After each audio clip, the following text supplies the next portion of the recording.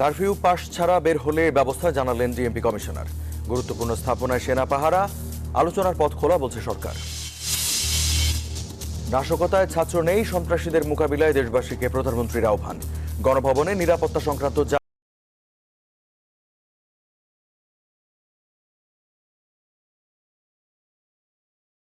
করছে স্বাধীনতা বিরোধীরা। আমরা চাই বাংলাদেশের মানবাধিকার লঙ্ঘন না হোক।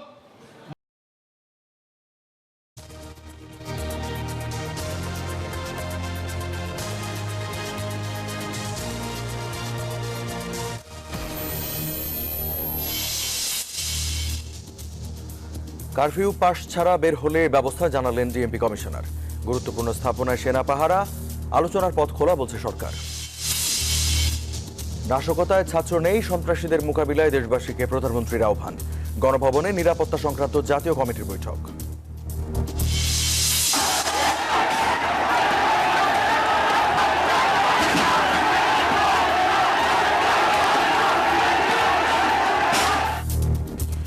ঢাকায় হাসপাতাল, আদালত চত্বরে হামলা, অসহযোগ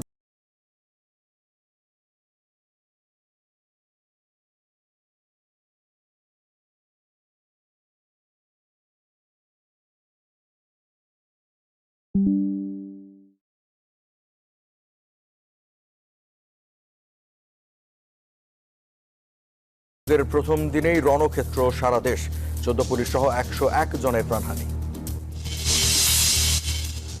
আন্দোলনকে বিএনপি জামায়াতের কর্মসূচি বলছে আওয়ামী লীগ। সারা দেশে সতর্ক অবস্থান, নেতাকর্মীদের রাজপথে থাকার নির্দেশ ফখরুলের।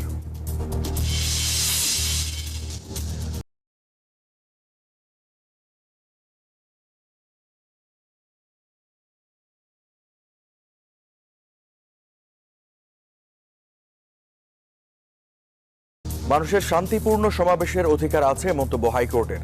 আন্দোলনকারীদের গুলি না করার নির্দেশনা চেয়ে রিট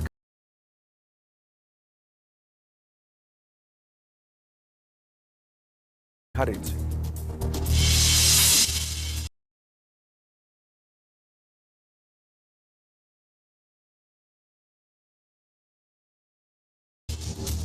অসহযোগ আন্দোলনের কারণে বাজারে ক্রেতা খরা, উদ্ভূত পরিস্থিতিতে সবজি ও মাছের দাম চড়া। কাঁচা মরিচের কেজি 260 টাকা। এবং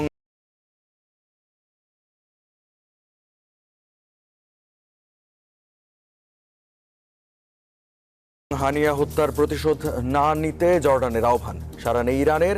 গাজা যুদ্ধ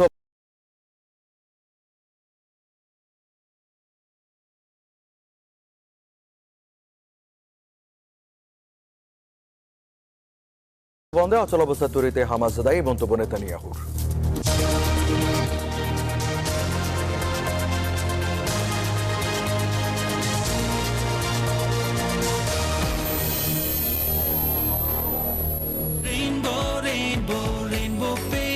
Rainbow Paints, the color of joy.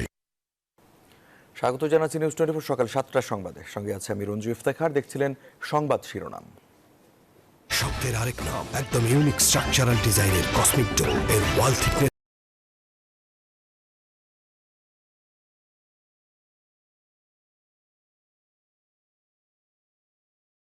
Rib thickness বেশি থাকা, থেকে 50 বছরেরও বেশি। কসমিক ডোর, নিশ্চিন্তে 50 বছর। এবার বিস্তারিত। কারফিউ চলাকালে বাইরে বের হলেই আইনি ব্যবস্থা নেবে পুলিশ। রাতে ডিএমপি মিডিয়া সেন্টারে এক জরুরি সংবাদ সম্মেলনে কথা বলেন কমিশনার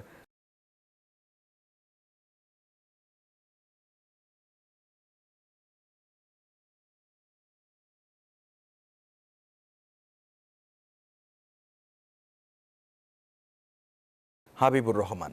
বলেন, জরুরি প্রয়োজনে যারা বাইরে বের হবে তাদের অবশ্যই কারফিউ পাস থাকতে হবে। যারা বিদেশে যেতে চায় তাদের টিকিট কারফিউ পাস হিসেবে বিবেচনা করা হবে বলেও জানান ডিএমপি কমিশনার।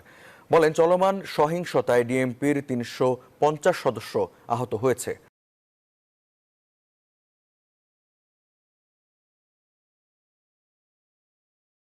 শিক্ষার্থীদের আড়ালে বিএনপি, জামায়াত, শিবির ব্যাপক নাশকতা করেছে বলে জানান তিনি। পুলিশ কোনো শিক্ষার্থীর বিরুদ্ধে কঠোর হবে না বলেও উল্লেখ করেন ডিএমপি কমিশনার। তবে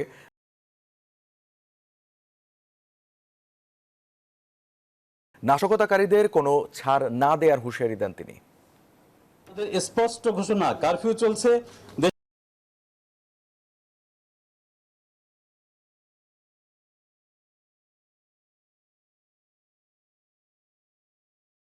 দেশের প্রচলিত আইনে কারফিউর ভিতরে কোনো লোক কোনো অবস্থাতেই ঘরের বাইরে হতে পারে না। সুতরাং যে কোনো লোক যে কোনো অবস্থায় ঘরের বাইরে হলে তার বিরুদ্ধে আইনগত ব্যবস্থা গ্রহণ করা হবে এবং সেক্ষেত্রে আমাদের যে ব্যবস্থা সেটি 100% জিরো টলারেন্স এবং 100% আইন অনুযায়ী পরিচালিত হবে।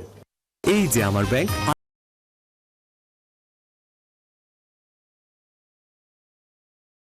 আরএফএল গ্যাস স্টোভ এর সায়েন্টিফিক নজল আর ব্রাশ বার্নার তাপকে সমানভাবে ছড়িয়ে খরচ বাঁচায় 25%। আরএফএল গ্যাস স্টোভ নিরাপদ ও গ্যাস সাশ্রয়ী। 304 ফুড গ্রেড স্টেইনলেস স্টিলে তৈরি, যা নিশ্চিত করে জংবিহীন সিঙ্কের আজীবন নিশ্চয়তা। আরএফএল কিচেন সিঙ্ক, স্বাস্থ্যকর কিচেনের চিরস্থায়ী সমাধান।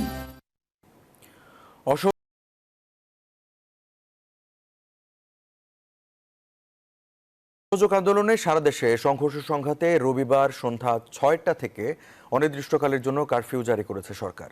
স্বরাষ্ট্র মন্ত্রণালয়ের এক সংবাদ বিজ্ঞপ্তিতেই তথ্য জানানো হয়। আর যে কোনো ধরনের বিশৃঙ্খলা শক্ত হাতে দমন করা হবে বলে জানিয়েছেন তথ্য ও সম্প্রচার প্রতিমন্ত্রী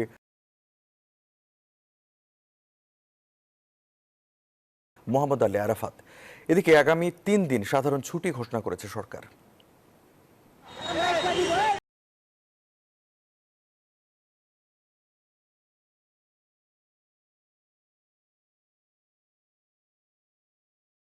অসহযোগ আন্দোলনের নামে যখন সারা দেশে তাণ্ডব চলছে, তখন রবিবার সন্ধ্যা 6টা থেকে কারফিউ জারি করেছে সরকার। স্বরাষ্ট্র মন্ত্রণালয়ের বিজ্ঞপ্তিতে বলা হয়, কারফিউ চলবে পরবর্তী নির্দেশ না দেয়া পর্যন্ত। ঢাকা মহানগর সহ সব বিভাগীয় শহর, সিটি কর্পোরেশন, পৌরসভা, শিল্পাঞ্চল, জেলা সদর ও উপজেলা সদরে সান্ধ্য আইন বলবৎ করা হয়। নিয়মিত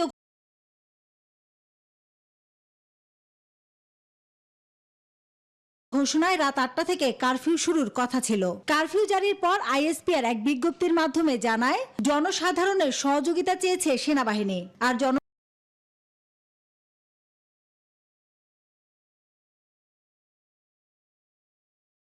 প্রশাসন মন্ত্রী জানিয়েছেন, 3 দিনের সাধারণ ছুটি ঘোষণা করা হয়েছে। সোম মঙ্গল বুধে সাধারণ ছুটি থাকছে। এর মতো সাধারণ ছুটি যেরকম নেছে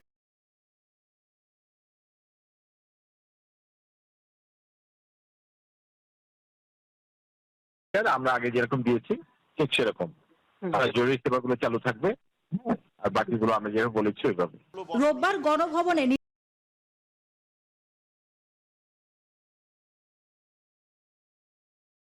নিরাপত্তা বৈঠক শেষে তথ্য ও সম্প্রচার প্রতিমন্ত্রী মোহাম্মদ আলী আরাফাত জানান, পরিস্থিতিকে শান্তিপূর্ণভাবে মোকাবেলা করতে চায় আওয়ামী লীগ। জাতীয় সংসদ ভবনের টানেলে উপস্থিত হয়ে সাংবাদিকদের তিনি সব কথা বলেন। আমরা আবার সেই 28 অক্টোবর নির্বাচনের আগে যাদের মোকাবেলা করছিলাম তারাই সামনে চলে আসলো। কাজে এটা এখন পিওর জনগণ এবং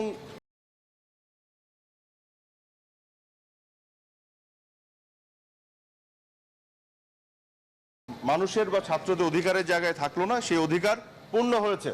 সেই অধিকারকে সরকার অ্যাড্রেস করেছে, সেগুলোকে দাবি মেনে নেওয়া হয়েছে। এখন এটা হলো বিএনপি জামাতের যে সংঘাত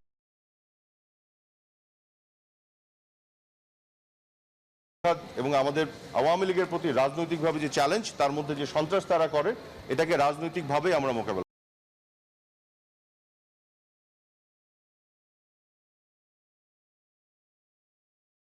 করব।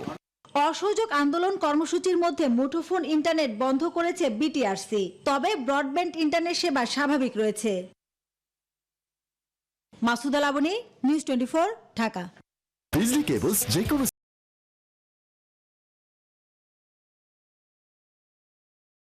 স্থাপনার বৈদ্যুতিক সংযোগকে রাখে নিরাপদ। এর স্কিন কোটেড ইনসুলেশন সম্পূর্ণ ফায়ার রিটার্ডেন্ট, তাই বিজলি কেবলস নিজেই নিজেকে নেভায়। বিজলি কেবলস, নিরাপদ আজীবন। প্রধানমন্ত্রী শেখ হাসিনা বলেছেন, এখন যারা নাশকতা করছে তারা কেউ ছাত্র নয়, তারা সন্ত্রাসী। এই সন্ত্রাসীদের শক্ত হাতে দমন করতে দেশবাসীর প্রতি আহ্বান জানান তিনি।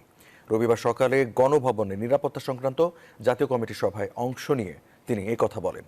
সভায় মন্ত্রী, প্রতিমন্ত্রী, সচিব ও 3 বাহিনীর সদস্য সহ 27 সদস্য উপস্থিত ছিলেন।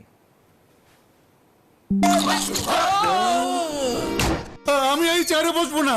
বাচ্চু ভাই, এই চেয়ারকে ভয় পেও না। ডেন্টিস্টের পরামর্শে নাও নতুন কোলগেট অ্যাক্টিভ সোল, যা দাঁতের সমস্যা শুরু হওয়া মাত্রই থামিয়ে দেয়। না থাকবে ব্যথা, না থাকবে ভয়। অসহযোগ আন্দোলনের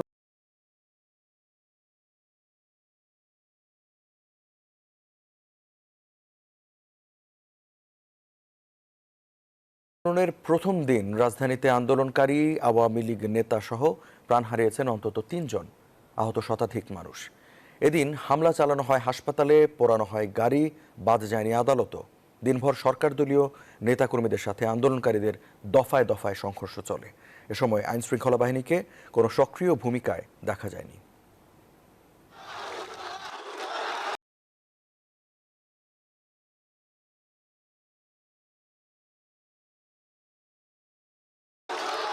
সকাল থেকে রাজধানীর উত্তরা, যাত্রাবাড়ী, শাহবাগ, মোহাম্মদপুর, রামপুরা, মিরপুর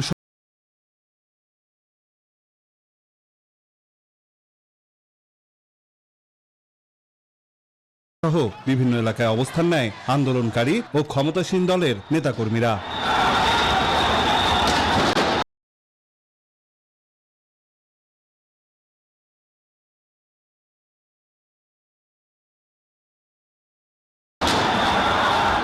উত্তরায় গুলিবিদ্ধ হয়ে মারা যান উত্তর আওয়ামী লীগের সাবেক সাংগঠনিক সম্পাদক ইঞ্জিনিয়ার আনোয়ার হোসেন।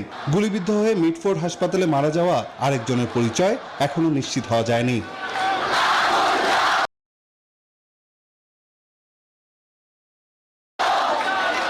হামলা চালানো হয় বঙ্গবন্ধু শেখ মুজিব মেডিকেল বিশ্ববিদ্যালয়ে, পুড়িয়ে দেওয়া হয় 52টি গাড়ি। হামলাকারীদের হাত থেকে রেহাই পাননি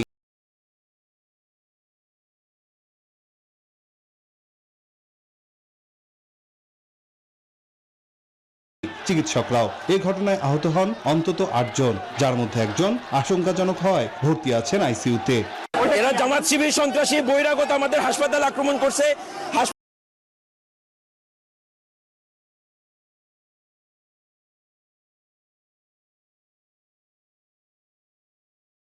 হাসপাতাল পুরাই দিয়েছে, গাড়ি ঘোড়া সবকিছু পুরাই দিয়েছে।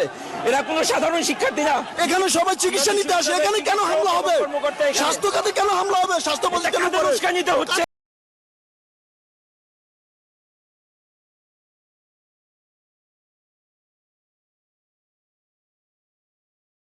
বারবার রিকোয়েস্ট করছি, বাবা তোমরা চলে যাও, এখানে তোমরা কোনো কিছু করো না, চলে যাও বাবা, চলে যাও, এটা তোমাদের সেবার প্রতিষ্ঠান।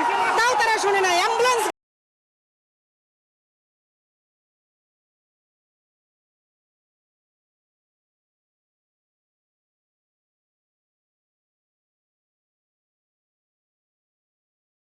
ভেঙে ভেঙে টুকরা টুকরা করে দিল। বাংলাদেশে আস্থার ঠিকানা, ঠিক আছে, আস্থার ঠিকানা, সেখানে যদি হামলা করে তার দুনিয়ার কোনো জায়গায় মানুষ কিভাবে নিরাপত্তা পাবে? হামলার ঘটনা ঘটে পুরান ঢাকাতেও।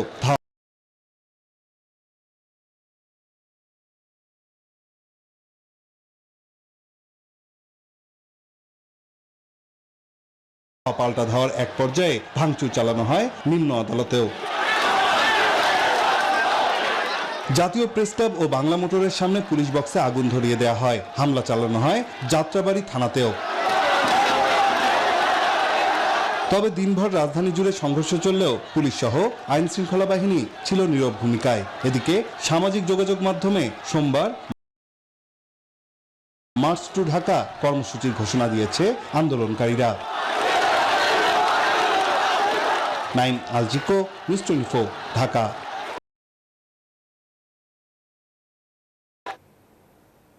এক দফার কর্মসূচি ঘিরে দেশের বিভিন্ন প্রান্তে ব্যাপক সংঘর্ষ ও সহিংসতা হয়েছে। এতে এখন পর্যন্ত অন্তত 101 জনের মৃত্যুর খবর মিলেছে, আহত হয়েছেন অনেকে। সিরাজগঞ্জের এনায়েতপুর থানায় দুর্বৃত্তদের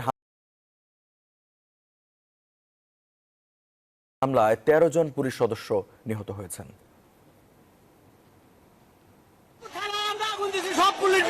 সিরাজগঞ্জের এনায়েতপুর থানায় নৃশংস হামলা চালিয়ে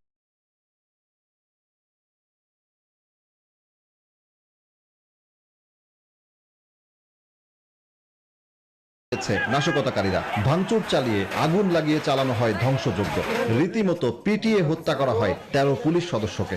দুপুর 12টার দিকে সিরাজগঞ্জ জেলার এনায়েতপুর থানা দুষ্কৃতকারী এবং নাশকতাকারী আকস্মিকভাবে থানা আক্রমণ করে এবং থানা আক্রমণ করে থানা ভাঙচুর, পুলিশের গাড়ি পুড়িয়ে দেয়া, থানা ভবনে আগুন দেয়া এবং সেই সাথে থানায় কর্মরত আমার পুলিশ সদস্যদের উপরে নৃশংসভাবে জঙ্গি হামলা শুরু করে। রোববার সকাল থেকেই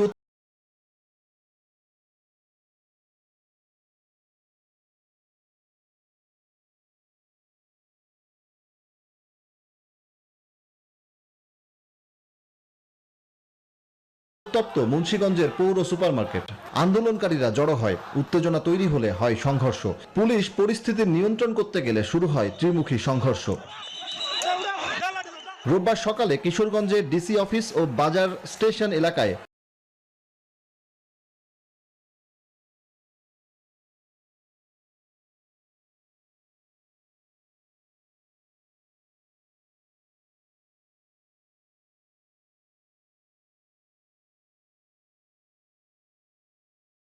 ভাঙচুর ও অগ্নিসংযোগ করে দুর্বৃত্তরা।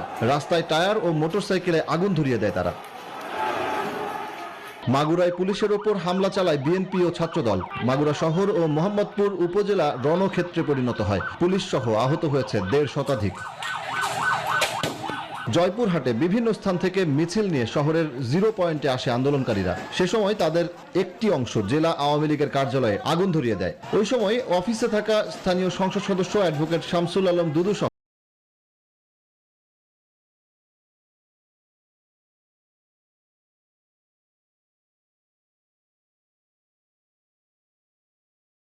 আওয়ামী লীগের বেশ কয়েকজন আহত হয়। সুনামগঞ্জ পৌর শহরের কালীবাড়ি পয়েন্টে আন্দোলনকারীরা জড়ো হয়। ছাত্রলীগের সাথে ধাওয়া পাল্টা ধাওয়ায় শুরু হয় সংঘর্ষ। পরিস্থিতি নিয়ন্ত্রণে পুলিশ লাঠিচার্জ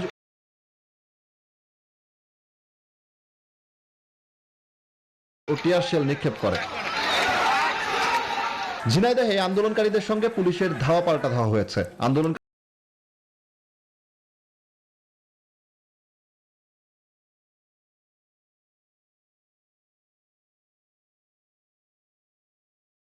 থানায় ইটপাটকেল নিক্ষেপ, পুলিশ বক্স ভাঙচুর, পোস্ট অফিসে ইটপাটকেল নিক্ষেপ ও পৌরসভায় হামলা করে।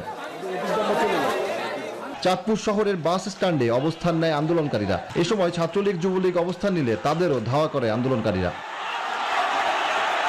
ঢাকা সিলেট মহাসড়কের মাধবদী এলাকায় জড়ো হয়ে বিক্ষোভ শুরু করে আন্দোলনকারীরা। পরে তারা মাধবদী সদরে প্রবেশের চেষ্টা করে। এ সময় স্থানীয় আওয়ামী লীগের নেতাকর্মীরা পৌরসভা মোড়ে জড়ো হয়। দুই পক্ষের উত্তেজনা রূপ নেয় সংঘর্ষে। আন্দোলনকারীদের সংঘর্ষে রণক্ষেত্রে পরিণত হয় সিরাজগঞ্জ। 2 এমপির বাড়িসহ বিভিন্ন স্থাপনায় হামলা চালানো হয়। আগুন ধরিয়ে দেওয়া হয় আওয়ামী লীগ নেতাদের বাড়িতে। রাজশাহীর মোহনপুর থানা ও আওয়ামী লীগ অফিসে আগুন দিয়েছে আন্দোলনকারীরা। বরিশালে প্রতিমন্ত্রী জাহিদ ফারুক শামীমের বাসভবনে হামলা ও ভাঙচুর করা হয়েছে। দিনভর উত্তপ্ত ছিল উত্তরের নগরী রংপুরও। আন্দোলনকারীদের সাথে ছাত্রলীগ যুবলীগের দফায় দফায় সংঘর্ষ হয়েছে। ভোলা জেলা আওয়ামী লীগ, স্বেচ্ছাসেবক লীগ ও শ্রমিক লীগ কার্যালয় ভাঙচুরের পাশাপাশি আগুন দেওয়া হয়েছে। আগুন দেওয়া হয় ঠাকুরগাঁও জেলা আওয়ামী লীগের কার্যালয়েও। এছাড়া ফেনী, লক্ষ্মীপুর, পিরোজপুর, নেত্রকোনা, টাঙ্গাইল, পাবনা, জয়পুরহাট সহ দেশের বিভিন্ন স্থানে দিনভর সংঘর্ষের ঘটনা ঘটেছে। Desk report, news 24। আন্দোলনকারীদের এক দফার অসহযোগ কর্মসূচি মোকাবিলায় গত